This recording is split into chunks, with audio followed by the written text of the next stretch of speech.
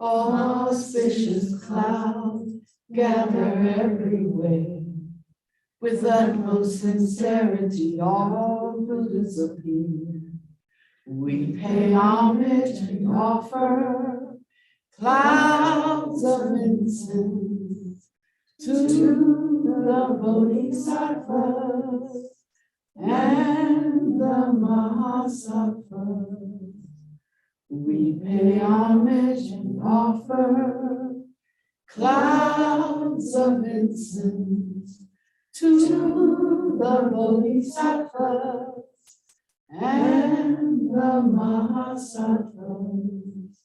We pay homage and offer clouds of incense to the Bodhisattvas and the Mahasattvas.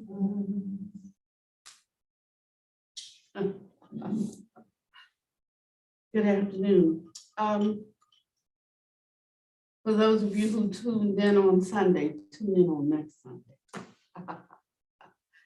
As you know, I was perplexed by something on Sunday, and it was around an understanding that I thought I had. That I love Buddha Master. He's so good for your ego because he constantly says you know nothing. And in the beginning, I used to be a little bit offended, like he doesn't know me, I know something, But the more I investigate, the more I realize how little I know. When I say I know, I don't mean that I, intellectually understand. I won't even say that it's not something that I could for sure say that I have experienced. But our experience isn't the final authority in everything, because we experience things as we are, not as things are. So it's good for us to rely some on our own direct experience. But he said, don't go by that alone. He said, check in with some of those that you consider wise. And when we do, many times we find that our views are very much different. And sometimes we think we understand what something is, but if you went on to talk about what it is not, then you realize you didn't really understand what it was. For instance, that suited that. Oh, I said I want to talk about that. Okay, here we go. All of these books and these studies that we're doing, it's good to do them. It's good to have a plan to do them.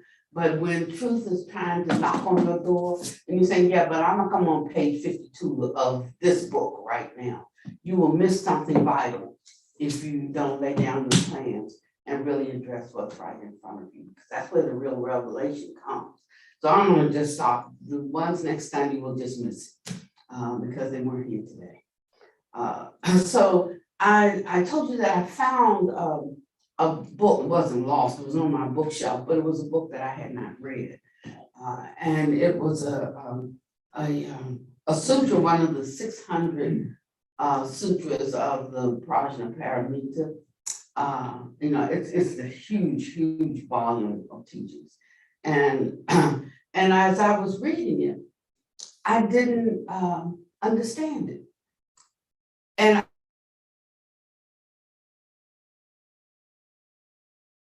that I was dealing with something until the book pointed out to me that you're dealing with something. And then suddenly I felt impotent, to deal with it, because I didn't know that I was dealing with it until the book pointed it out to me. And I could say, oh yeah, I'm dealing with something. And so anyway, I read the book and I didn't understand, and it was on emptiness, and I felt like I got a pretty good handle on that, and on that.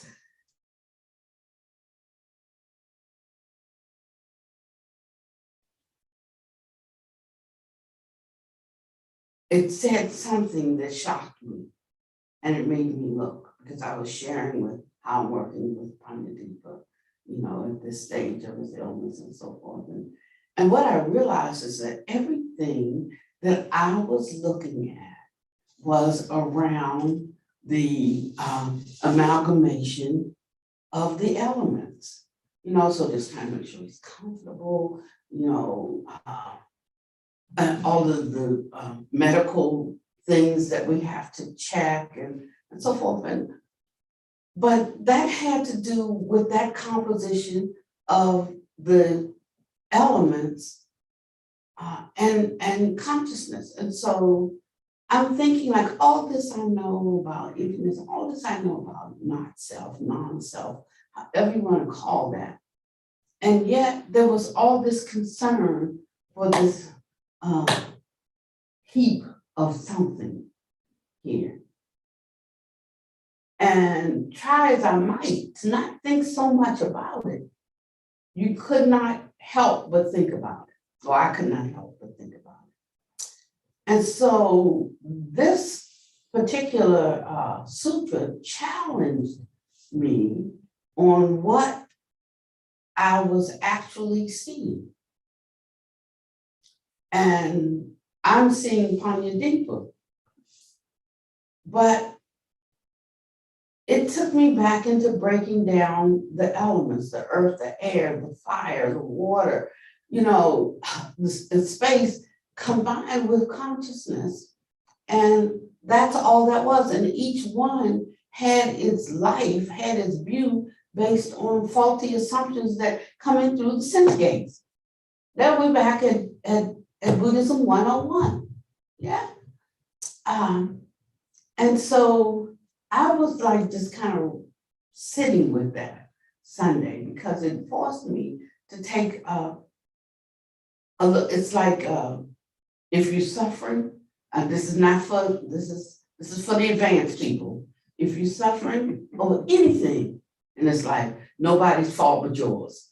That's where the rubber meets the road. At some level, yes, and because there's some confusion about what's what. But when you get to the place you say there's no confusion about what's what and you're suffering, then that's nobody's fault for yours, unless you acknowledge that you don't know.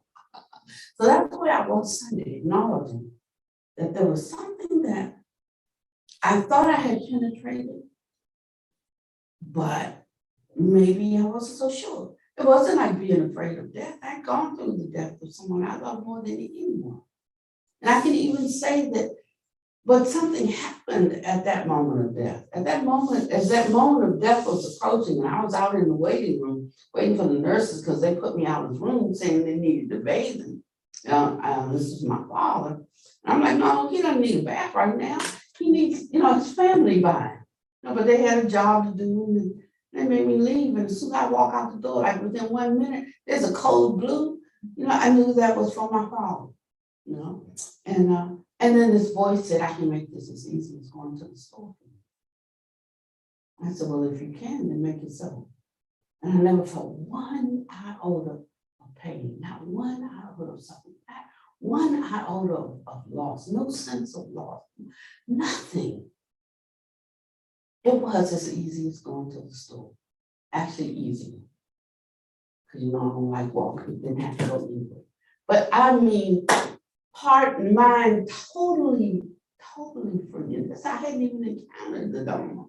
So now if I'm encountering the Dharma, I'm looking for something really bodacious, to help me deal with the vicissitudes of life, to help me understand something in a certain way. Because my cry was, I don't want to have to always be groveling, looking for a miracle, needing a blessing.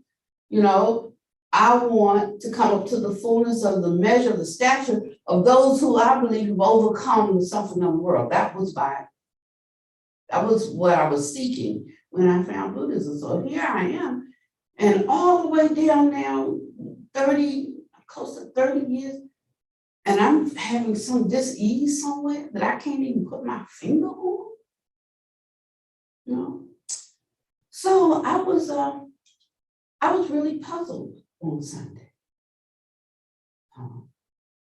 But Sunday evening, Zazie called me. She said, I have a translation of a teaching that Buddha Master gave me.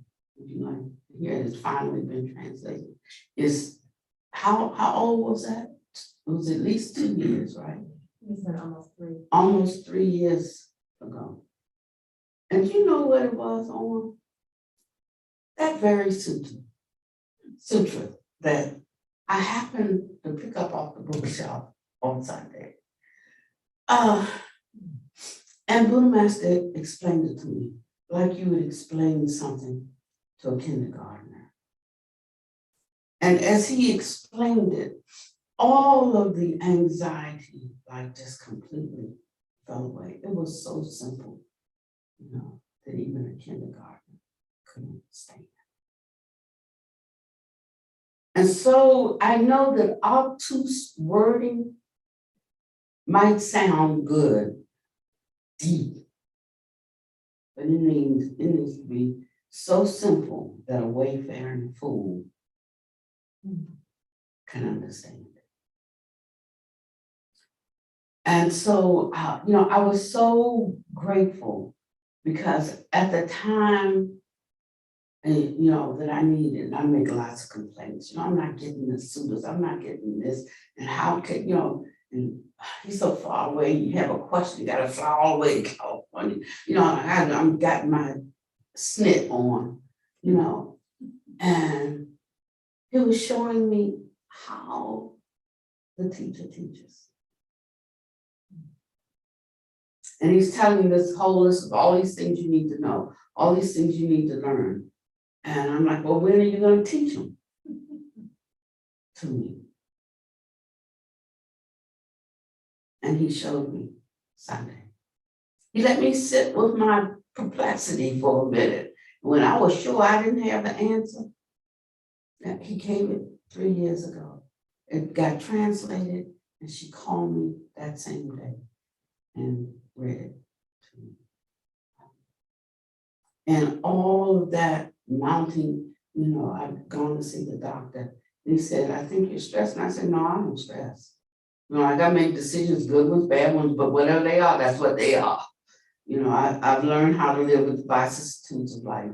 He said, well, you might mentally, but your body is saying something, you know.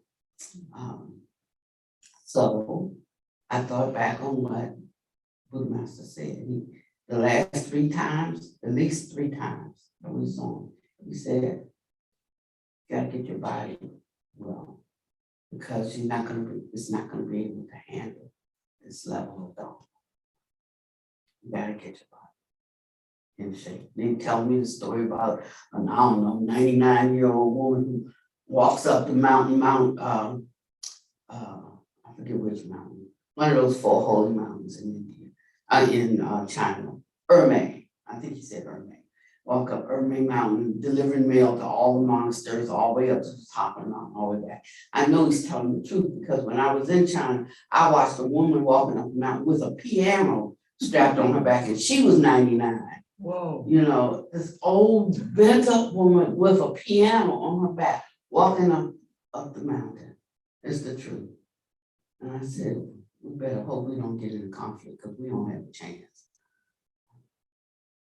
That's the truth about that. And so I kept saying, we're gonna do it, I'm gonna do it, I'm gonna do it. But I want you to know I'm serious about it now. Because there is a kind of elixir, it's a purifying elixir, but you really do have to be able to tolerate it. It takes a high heat to burn off, you know, those impurities. And so while we're grasping and wanting so many teachers, he said, you better get ready for them, or you won't be able to stand them when they come. But here's the other thing, that as they come when they are needed. That means that until you're ready to receive a lesson, there's no point in giving that, you know. But when you're really ready for it, you know, then there it is. But that's not the time to get ready for it. You have to get ready for it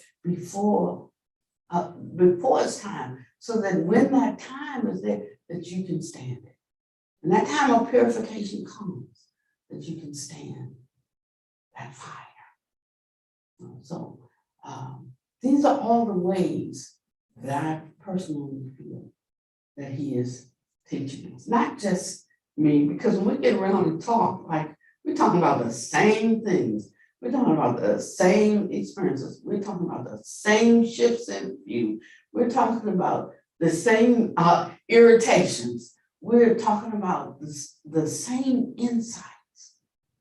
And it's so wonderful to see us as a group walking through this, because you can have your own little personal direct experience, and that's it. When everywhere you look, you're seeing it pop off, that it is something real, that it's something true, that it's not a gift in the way we think of a gift, because as Master said, it's not like I'm giving you anything. He said, unless you had created the conditions for this teaching to come to you, there'd be no way it could come to you.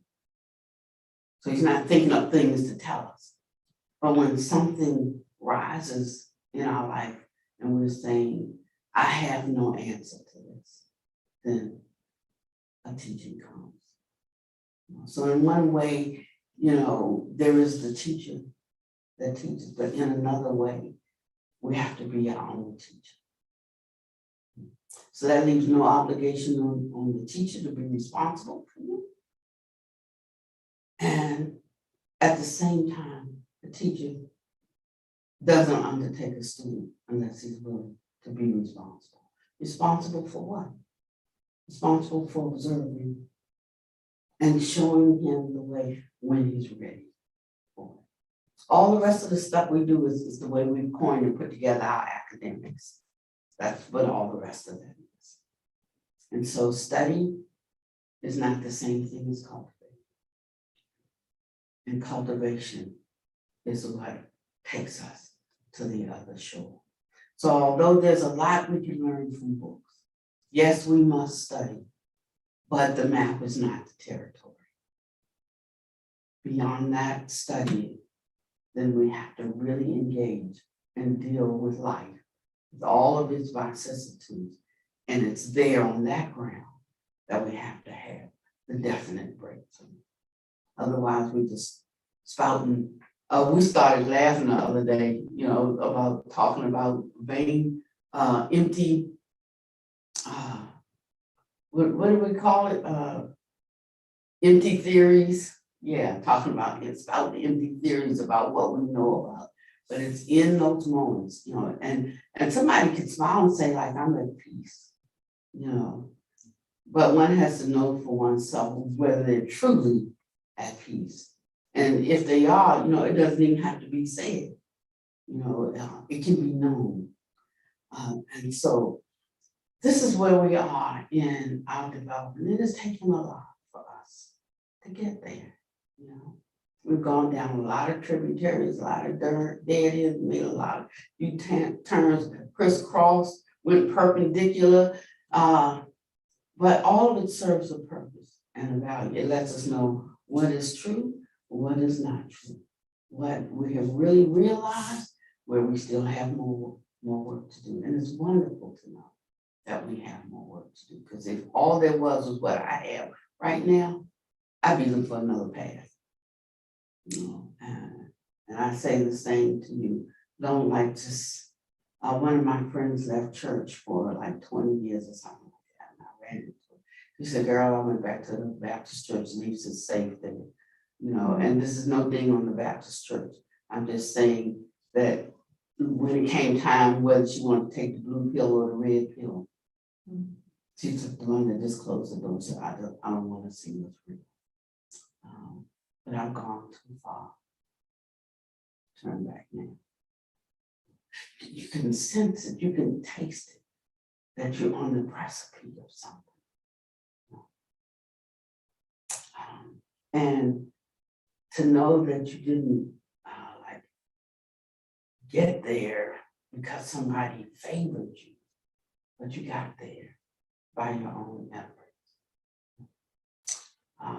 So we should endeavor more and more to know ourselves. And when you have that experience, then it's hardly worth talking about because you just have to have it. You know, there's not much you can really say to help another person understand it. They have to have it themselves around that which matters to them, you know, around that which is in their own life. They have to, it's personal in that sense, that realization. You know? And so everything else is just other people sharing their experiences, right? When you have your own and you know something for yourself, nothing tops it. So here I was, a little perplexed on Sunday, and on Monday, just enough discomfort to make me ask the question, you know. And then on Monday, it gets explained to me, and I didn't care that he explained it like a child, you know. I needed it explained in that way. So here's where the question that was posed. So I don't have the full answer today, but I'm now on the right road to that answer. Because he said, okay, so if you're not this, you know, there's the earth, the air, the fire, the water, the space, the consciousness, right? And this aggregate of this heat forms something, an appearance that we call Joe or Sam or Susan. Says, but if all of that is seen for just as it is, as merely the elements, what's left? I didn't have an answer to what's left. But I tell you, from Monday on, I've been looking to see what's left. When I really deconstruct in my every relationship, what's left when you separate out the earth element, the air element, the fire element, the space element, and consciousness. What else is there? It's something. I mean, like I'm talking to y'all, right? Y'all are listening. It's just like ain't nobody sitting in here. That y'all are all my imagination. So when we get to and say that there is nothing left, we're like halfway there. We're not there because there actually is something else. And I tell you, as of today, I have not seen what that is. And I want to see. So that's all I can tell you about that. Okay, now we're going. That's not time. But and if anybody else has seen what's left, hit a sister up, let me know.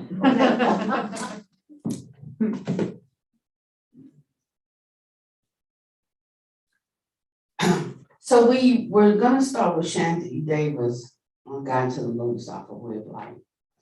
And I thought that maybe I would go now to Pema Chodron because I thought it could help provide more of a basis or background for bringing us into Bodhisattva life. A lot of us are calling ourselves Bodhisattvas in the causal stage, and you don't know what that's going to cause.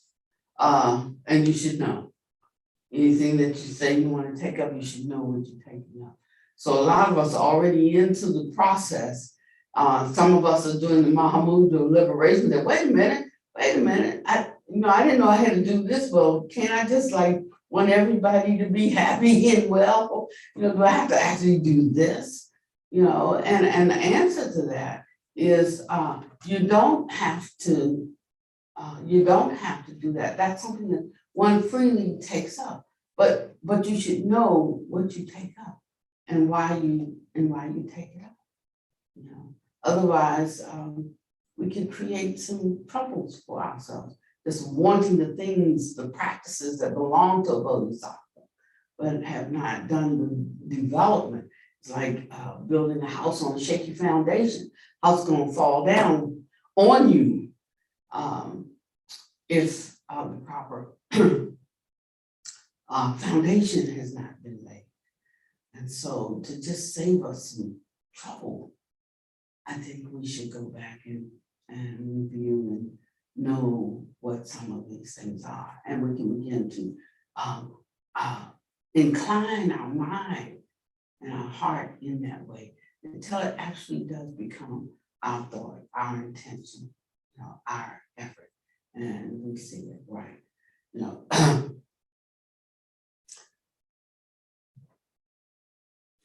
If we don't, we get caught in those upper prisons of life. You know what they are, right? Like purity is a prison, those kinds of things. Goodness is a prison. Yeah. Because there's still an I who's feeling pure and feeling good. And so, before one can really move into the bodhisattva way, one has to unravel what I was perplexed by on Sunday. Because everything that I do right now is still dependent upon my erroneous view of this heap of something. And so I'm not in a bodhisattva frame of mind. I'm still in a very sensual frame of mind. Ordinary, Master calls it ordinary kind of mind that wants to do good, that wants to be pure, but hasn't even, and that considers one selfless, but just in an ordinary sense. We should not fool ourselves. Somebody wrote me, she said, I'm not going to be able to follow you anymore because you don't have confidence in yourself. I said, girl, I have more confidence in myself now than I ever have before. I just had ordinary confidence. But now I have a different kind of confidence that what I'm seeking can actually be attained. And I can realize it in this life. It's what's that song, Closer Than the Air? Closer Than the Air, that's what I mean. That there's something present, a knowing when the Buddha talks about going to the other shore, he says it's not over there. Crossing over to that other shore is closer than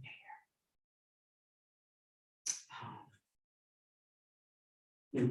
Okay, so last week we talked about preparing the ground and that how everything depends upon us having a clear intention. Wishing to depart, right? It said wishing to depart and setting out upon the road. This is how difference is conceived. The wise and the learned thus should understand this difference, which is order and which is progressive. So we set an intention, but because we set an intention, that doesn't bear fruit. It's when we act upon that intention that there is a fruit that begins to grow on the branch of intention. And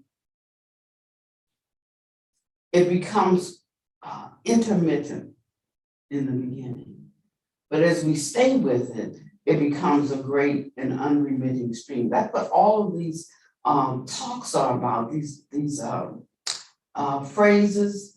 And I had asked you to read through them and see if there were some that particularly open up. The whole book doesn't have to open up you. Sometimes it's just a line. Sometimes it's just a word that corrects some view that you had that keeps you from going forward. And that's why he says, let go of the hindrance of knowledge. Doesn't mean don't learn anything. It's not that we're just supposed to just empty our minds and have a tin can head, be dumb bunnies It's that after all of that learning, you have to know that that's not actually the thing. That's all. And so we have to leave space beyond what we learn and beyond what we think we know to be able to encounter what we don't know. And when we can do this, we rejoice with every little bit of insight that comes to us. Every little bit of insight is like a precious jewel. We don't know how to be happy. I mean, that's it. It's to be so vigilant, so carefully watching, not watching others, but so carefully watching your own steps, that you can catch every little thing. I have neuropathy, and I didn't realize that I didn't have feeling in a part of my right foot till he put the tuning fork on, and it wasn't vibrating. He said, "You feel that?" And I'm like, "No."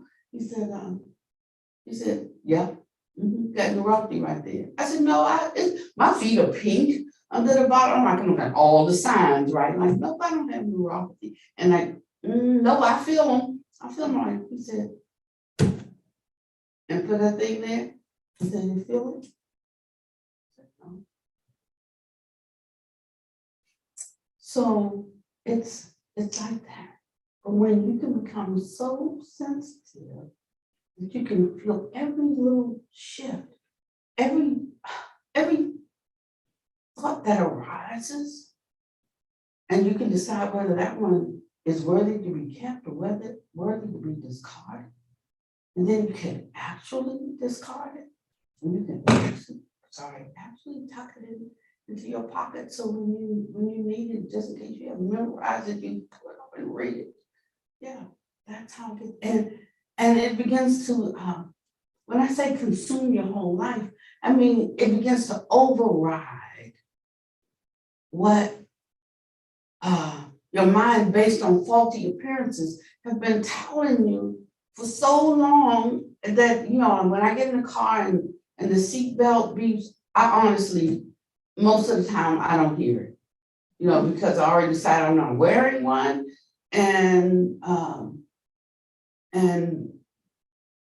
so I've just like wiped that out of my frame of reference, so it doesn't bother me, but this I say, "Oh, that's yours." I'm like, oh, you want me to put my belt on? Okay. Well, does your car have kind of stopped buzzing? And they'll say yes or no. If they say yes, I say, okay, I'll wait till it stops. Then if they say no, I'll put it on to not disturb other people. I'm not talking about being lawless. I'm not encouraging anybody to be lawless. I'm trying to make a different point here, okay? But it's that way that sometimes we can go so long, holding a certain view that we become oblivious to that voice in our head or telling us, or that what it's showing us actually defies logic, and we're still holding on to it. And so when you take up this intention in this way, it starts to poke its head up. Everything you do, everything you say, everything you think you want to help people. And it says, "Oh, but look at this. Oh, but look at this." And I didn't do too good right there. "Oh, but look at this."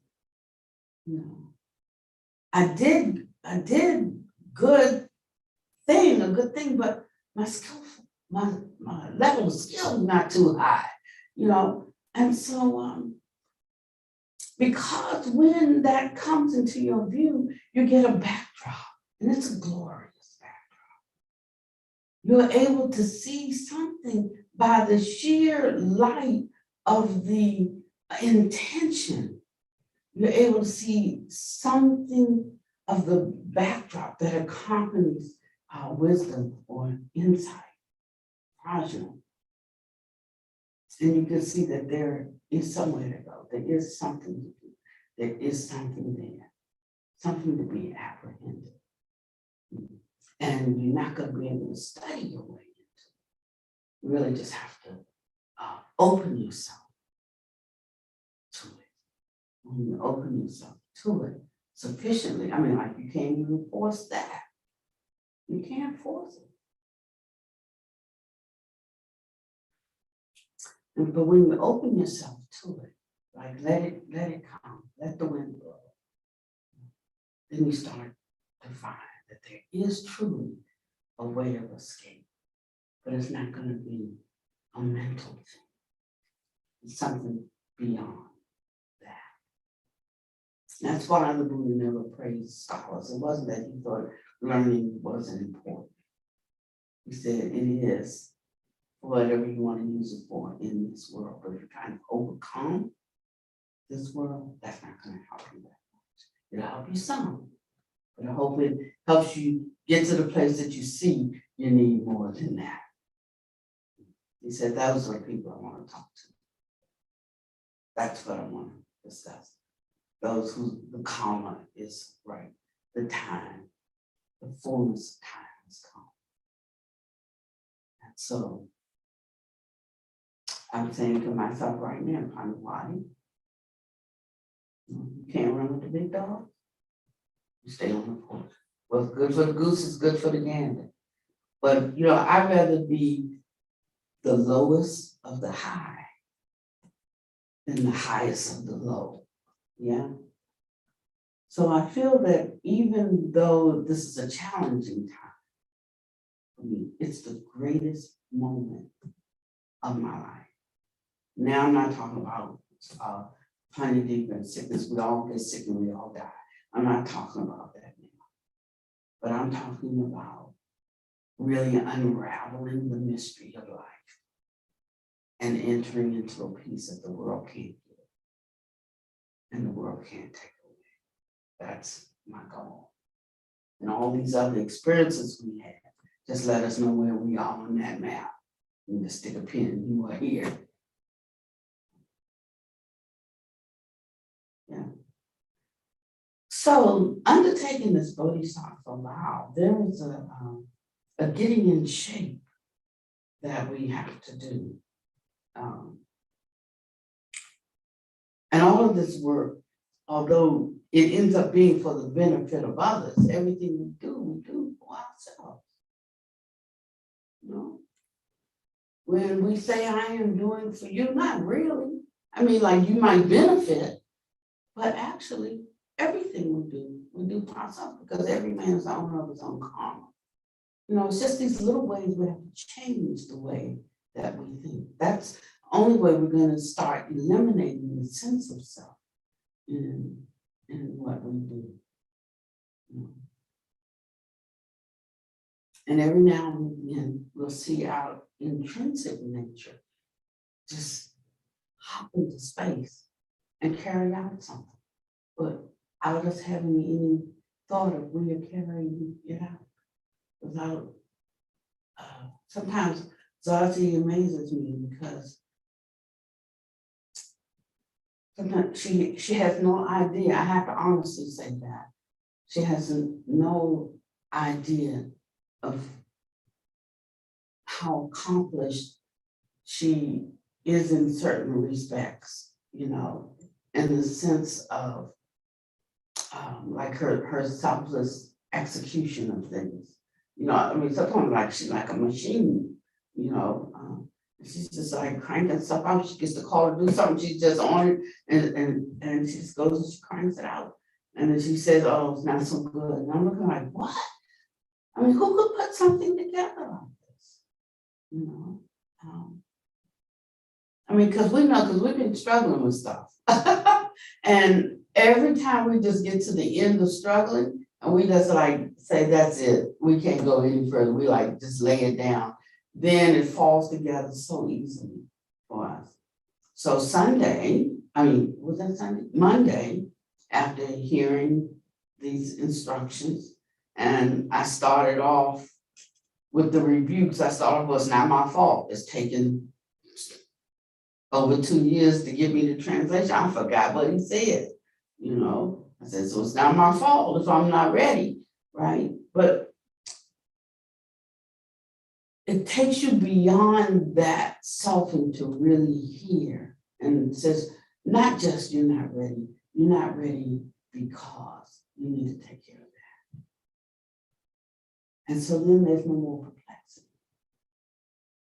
It's like it comes to what you need to personally take care of. There can be 5 of us in a room, we have the same thing, but each of us knows there's a different thing we have to take care of, you know, that we have to let go of personally. And most of that is our opinions of what things are, because we really don't have that much clue. So I said, it came to me. It's like, guys, we're doing too much planning. We're trying to plan out the whole academy for the whole. We don't even know all the things that we need to learn yet. So we don't have to plan out the whole thing. All we have to do is get started with what we have and go into that instead of holding that up while we're planning out everything for the next 4 years. It doesn't make sense. It's probably not even going to be the right things because look who's figuring it out, you know. So, and then suddenly all the pressure went away. No, and I'm thinking, we're just wasting time. Just wasting time.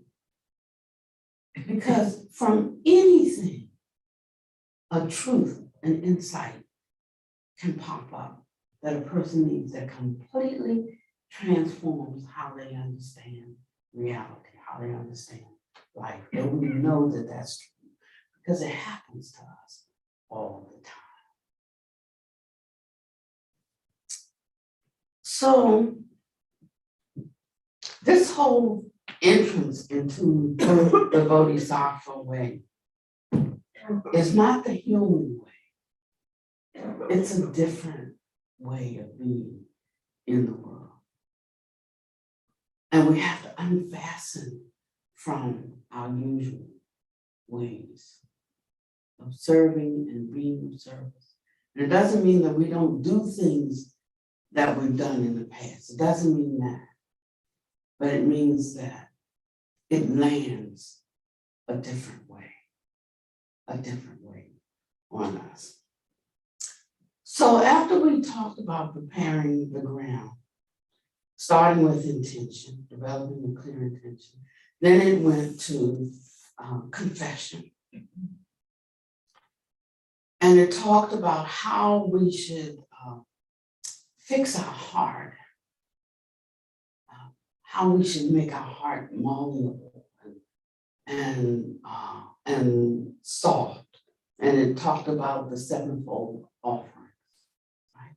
And it said to the Buddhas, those that's gone, and to the sacred law, the Dharma, immaculate, supreme, and rare, and to the Buddha's offspring, oceans of good qualities, that I might gain this precious attitude, I make a perfect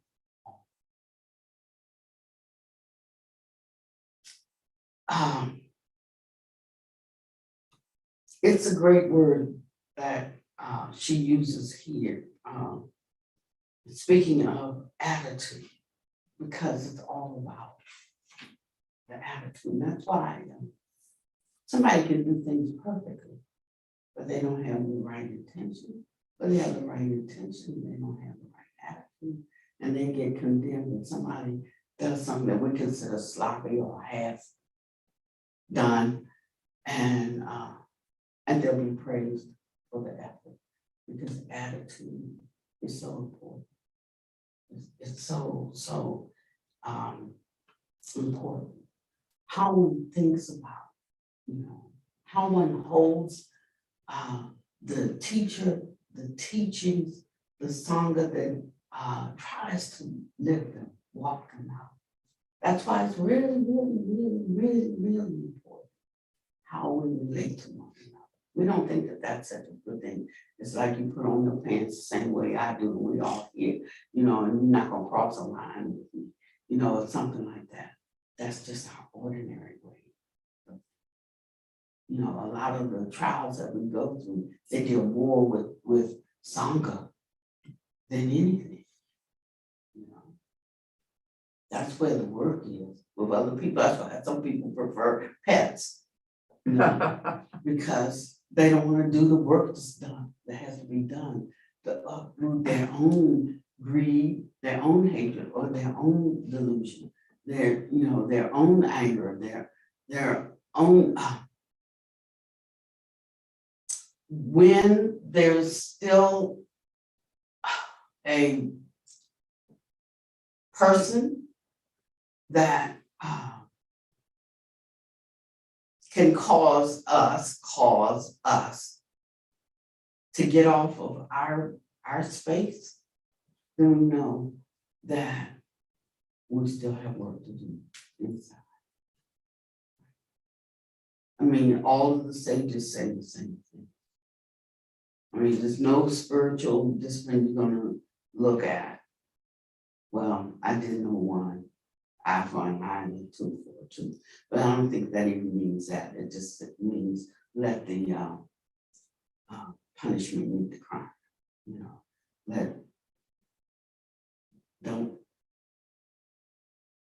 Don't give a big consequence for a little offense.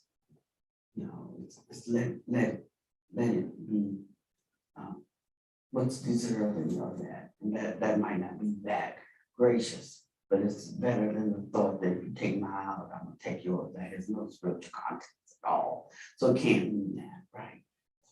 But it means let the punishment fit the crime, something like that.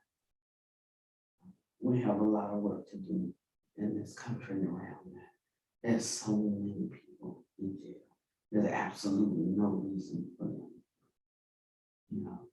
And we jail more people than any developed or undeveloped country in the world. So that has to be tapped into something else, and mostly that's around greed. That's the new slavery, slave labor, and for-profit jails and pipeline, from school to jail, and that's all about greed. You have to really see that. And greed takes the path of least resistance. So that means that they don't have to go out and create an environment. They can just look at what's here, what's dysfunctional in our country, and tap into that and create, a profit stream that's not even personal. It's just, it's about money. So when we understand that greed is the enemy, then maybe we're not so busy looking at some other things that we thought was the enemy. We look and see that hatred itself is the enemy due to ignorance. We won't be so busy looking at people like they're the ones to be faulted. And if I have any part of that in me, then the pot can't call the kettle black. And so we have to just keep watching ourselves and making these corrections. And then a virtue emerges, a kind of purity emerges that is not a person. Buddhadasa talks about the kind of purity that is a person, but there is a purity that is not. But one has to know whether they are their own jailer or not. So this constant observing, contemplating, reflecting upon one's thoughts and one's deeds, one's actions, one's speech, starts to shift the mind in a certain way. That one only thinks certain thoughts.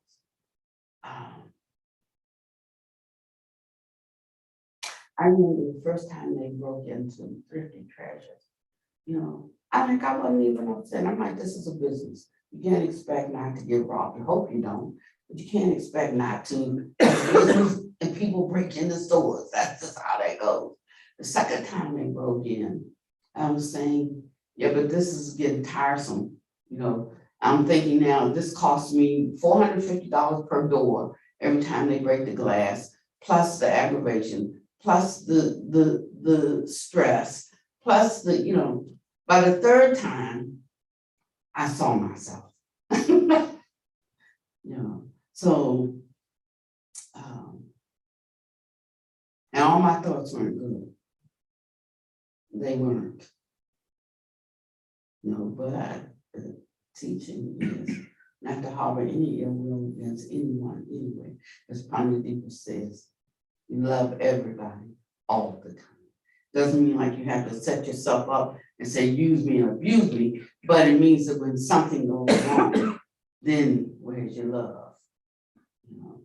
So I don't mean the person shouldn't be apprehended, they absolutely should. But it doesn't matter whether they are or not, because what? I know that the law of karma is in effect, so I don't have to wish anything. I don't have to wish they get apprehended. I mean, there's a perfect law that's gonna handle all of that. So rather I should have pity on them because they're doing something, and it was the same guy all 3 times doing something that's gonna cause a reckoning on his side. But by that 3rd time, I wasn't thinking that. My God just went out the window with the second one. But that's what I mean. So it's good to know. It's good to know these things. And actually, it's a huge thing to know these things. And we don't have to be ashamed of it in the sense of hiding it or can't express it, but we should be happy inwardly to see it. That's what I'm saying. Until one's thought is always a good thought. Sometimes a situation can be so bad, there's nothing you can do with it. Like when the Peeping Tom murderer killed a family member. And it was like, that was such a big thing. Just the whole drama of the thing was a big thing. It was so big that I could come up with all kinds of spiritual platitudes, because the guy's really not well. I mean, really not. And when they had time for the family to speak about, like with the verdict and so forth, and they wanted justice. Well, nothing we did was gonna bring her back, it was nothing that could be done, but they all wanted like the death penalty. I'm like, I don't want to die. I don't want somebody to kill me. And if I was insane like he is, maybe he doesn't know that, but I just didn't see any point in killing the man. My family didn't talk to me for years because they felt like I went against, something that was right for my family. And I chose something else, and I could not make them understand. But that's just where I was inside. But I'm gonna tell you about that 3rd robbery. I wanted to be the first one to hit him with a whip. So I know, Pennywise, but those linens make that much difference to you. That coffee pot, that teapot. And it really didn't. So these are the ways that we come to know, what's important to us and know where we are, because we can think of somewhere and we slid over it, we didn't even realize, because we know all the right things to say, all the right, we don't know. That we slid, that we step back just a little bit, being wise. Yeah, being wise. But the greatest challenge for us is our relationship with the song. The Dharma, you can say I believe it and try to walk in it, or you can say I don't, and you can set that aside. Dharma's not offended at all. Dharma's not offended. Buddha's not offended whether you believe he's a Buddha or don't. When the Buddha awakened, he went and told his first, he told the first man he met. And he said, I'm waiting, he got there, yes, so, and he kept on walking. And Buddha was taken aback that the guy wasn't impressed. He said, maybe let me go find my old friends that we used to practice together. He went and they told him, when they saw him come, they turned their back. Then he was the one who stopped flagellating himself and eating 1 grain of rice that he started filling his belly. What is he attaining? And he talked to them. He said, when have you ever heard me talk like this? And he said, he's right about that.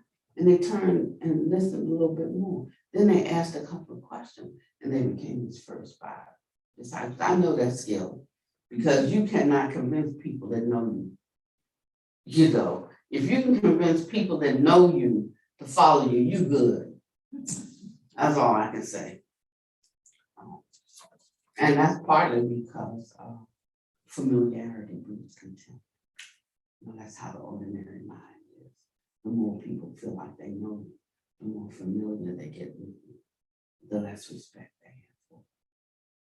So those of you who would be teachers, don't think it's such a great job to have, because it's not.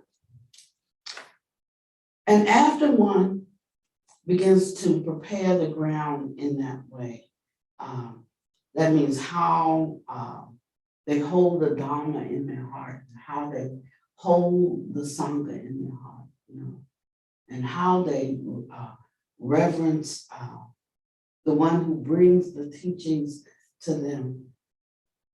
Then it goes on to transcending hesitation. It starts with making the commitment. This commitment, all the time I talk about, when we make a commitment to ourselves. Whether we live up to it or not, we live up to it to ourselves. Or not. Other people might benefit, other people might be harmed. But when we make the commitment, we are making a vow, the importance of making a vow, you know, that it's like a fire encased or sealed in something.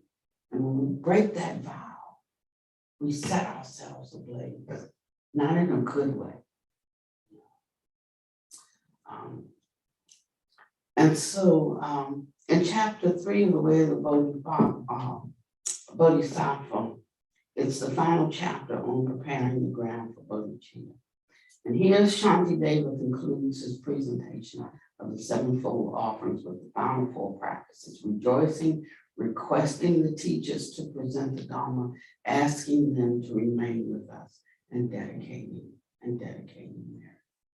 Those are the 4 ways that that's how we conclude or give the highest offerings. That's rejoicing in the Dharma and how the Dharma presents itself, whether it was in a great reckoning, feel good way, or when it like confronts you. You know, when the Dharma confronts you, still rejoicing when you're confronted by the Dharma. And actually, that kind of confrontation is the best, because that's the one that pivots or our position so that we're ready for a change.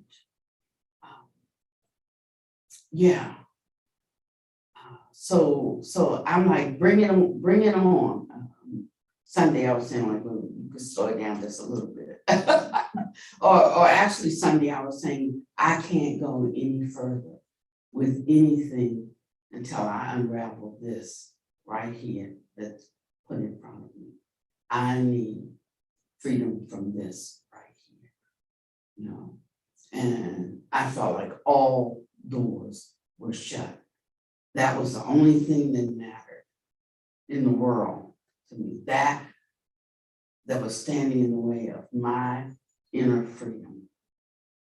Some understanding that needed to be adjusted, you know.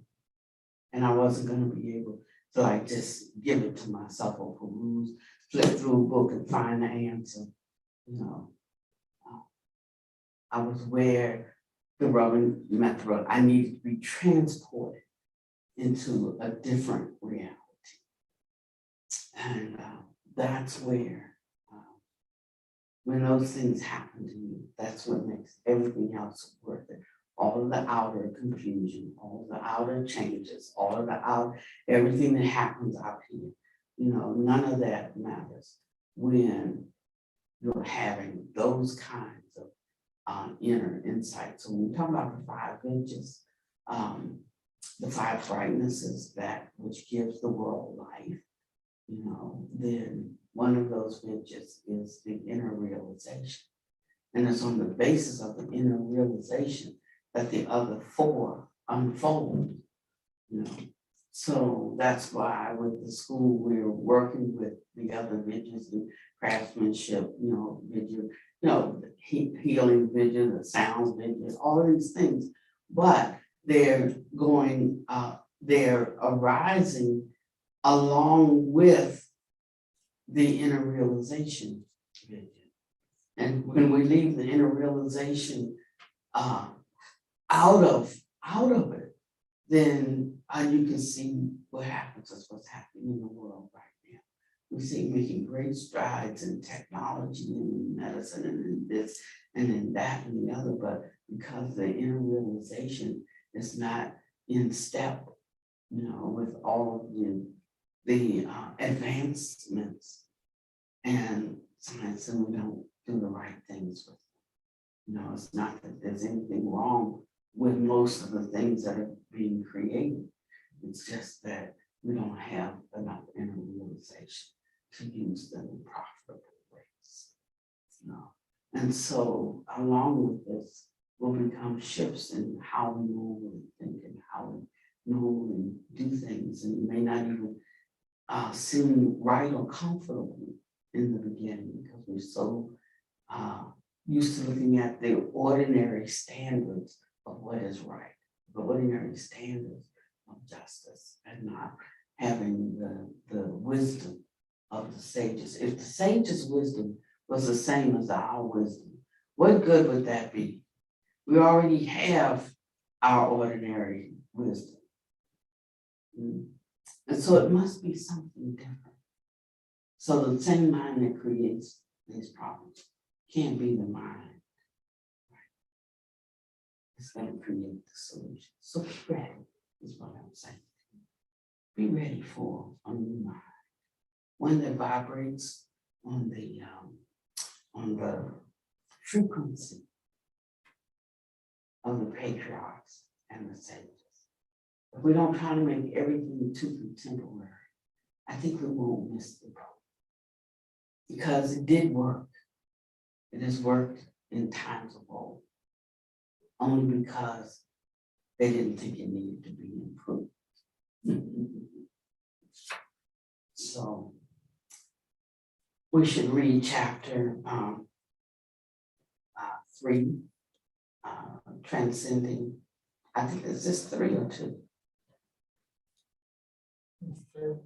3.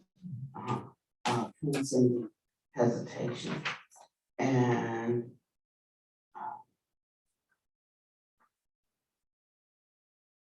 it's not that long.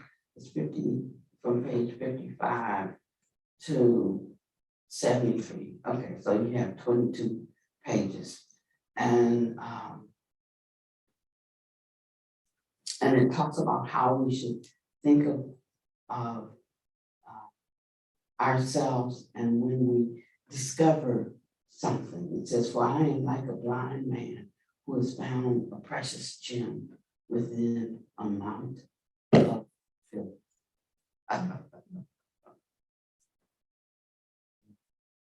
In every way, then, I shall undertake activities befitting such a rank.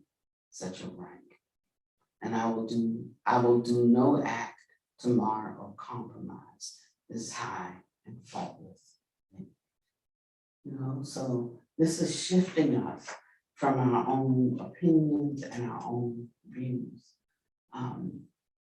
And it's helping us to relax our comparisons and relax our fears, our cautions, our hesitations,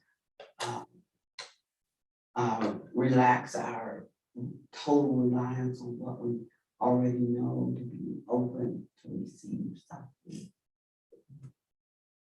And we'll find that we ourselves are creating. It's not any teacher creating the way for us. But just like a good friend, in the past they could go so far, just go that way. That's all. So we don't have to have any view of the teacher at home. No, we really do have to have a view of ourselves.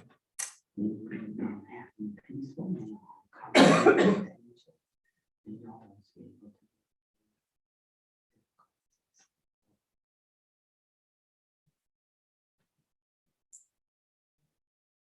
Thank you.